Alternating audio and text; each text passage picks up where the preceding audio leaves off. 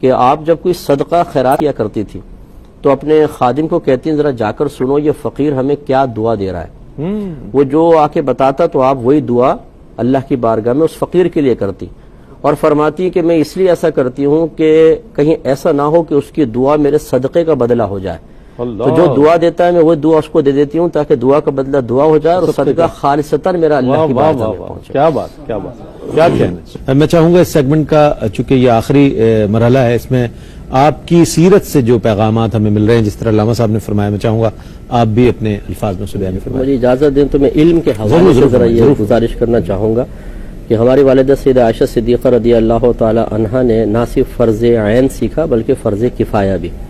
فرض کفایہ علم وہ ہوتا ہے کہ وہ اپنی ضرورت سے زائد ہوتا ہے, وہ دوسروں کی ضرورت کو پورا کرنے کے لیے حاصل کیا جاتا ہے.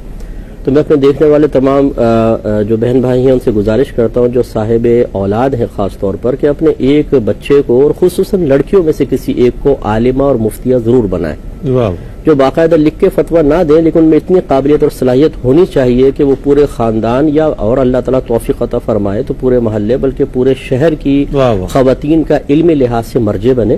اور اس کے لیے ضروری ہے کہ بچیاں وہی علم حاصل کریں بالکل انہی کتابوں کے ساتھ جن سے مرد علم حاصل کرتے ہیں. ہماری اکیڈمی میں الحمدللہ یہی ہے, ہم 6 سال کا کورس کرواتے ہیں, لڑکے لڑکیوں کا دونوں کا ایکول کورس رکھا ہوا ہے. تو ایسی بچیاں تیار کر کے انہیں قوم کے سامنے متعارف کروانا اس وقت بہت ضروری ہے کیونکہ مرد تو پھر کہیں نہ کہیں بیٹھ کے کچھ علم حاصل کر لیتے ہیں. خواتین کا معاملہ اتنا خطرناک ہے کہ میں آپ کو بتا نہیں سکتا ہوں کیونکہ ہماری تو یہ فیلڈ ہے.